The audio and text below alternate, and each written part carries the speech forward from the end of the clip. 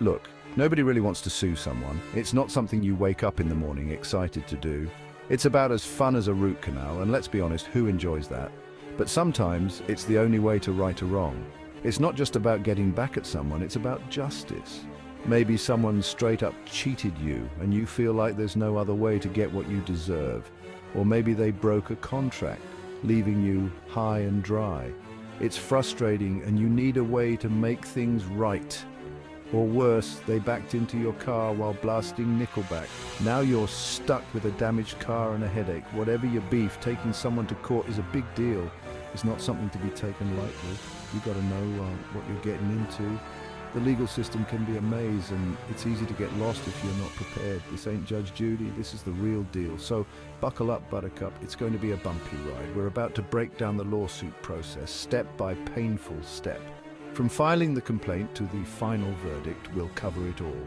Consider this your crash course in navigating the legal system without the boring law school lectures. We'll make it as painless as possible, but no promises. First things first, you need to understand the basics. What exactly is a lawsuit? It's a legal action taken by one person or entity against another. It starts with filing a complaint, which is a document that outlines your grievances and what you want to achieve. Once the complaint is filed, the other party, known as the defendant, will be served with the documents. This is where things start to get real. The defendant has a certain amount of time to respond to the complaint. They can either admit to the allegations, deny them, or file a counterclaim. This is where the legal battle begins. Both sides will gather evidence, interview witnesses, and build their cases. It's a long and often stressful process, but it's necessary to ensure that justice is served. Eventually, the case will go to trial. This is where both sides present their arguments, and a judge or jury will make a decision. The verdict can be a huge relief or a major disappointment, depending on the outcome, but at least you'll have your day in court. So, if you find yourself in a situation where you need to sue someone, remember that it's a big step, but sometimes it's got to happen. And when it does, you'll be ready to face the challenge head-on. Good luck, and may justice be on your side. Figuring out if you have a case. Before you go slapping someone with a lawsuit, pump the brakes. Not every problem is lawsuit-worthy. You need a reason to sue, not just because your neighbor's dog won't stop using your lawn as a toilet. First things first, figure out if you actually have a case. This is where a lawyer comes in handy. Think of them as your legal spirit guide. They'll tell you if you've got a shot, or if you're better off just letting it go. Remember that time you said this will never hold up in court? Well, guess what? If you're the one suing, it's time to put your money where your mouth is. You need evidence.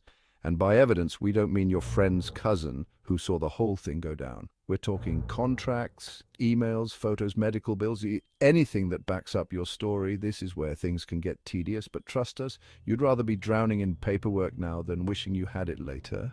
Remember, a good offense starts with a rock-solid defense. I feel nauseous, believe me.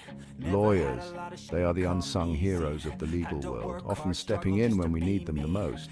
They're like the Swiss Army knives of the legal world, equipped with a variety of skills to handle different legal issues. Need someone to argue your case in court? Check.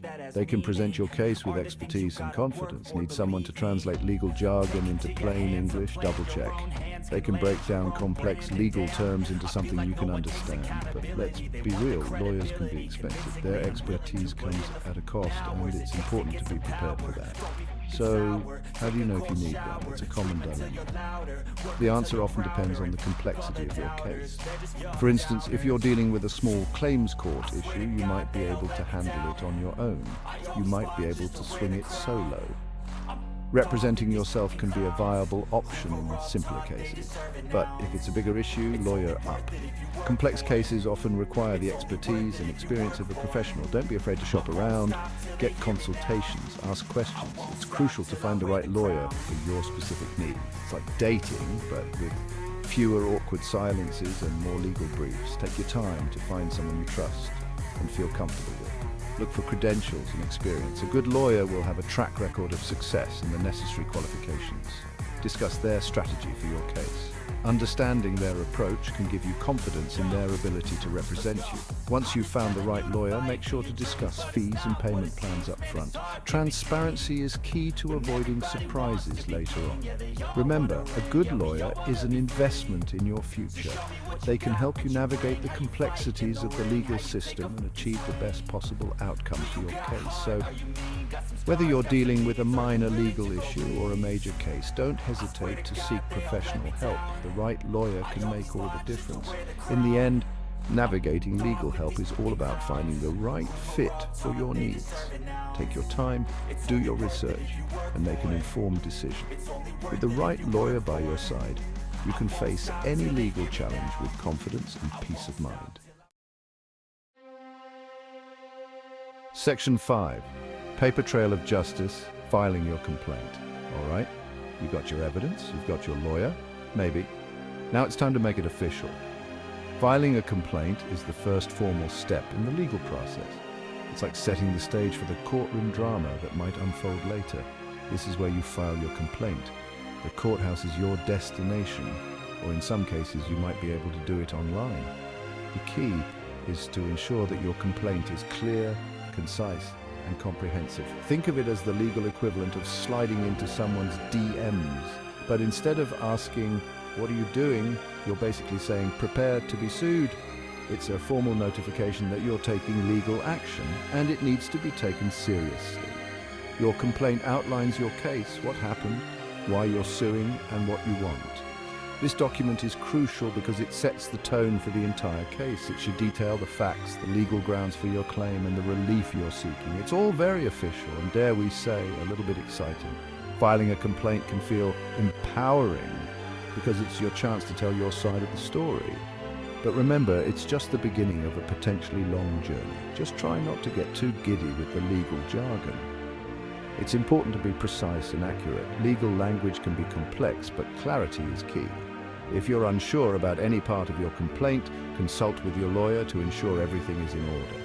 Once your complaint is filed, the court will review it and the defendant will be notified. This is where the legal process truly begins.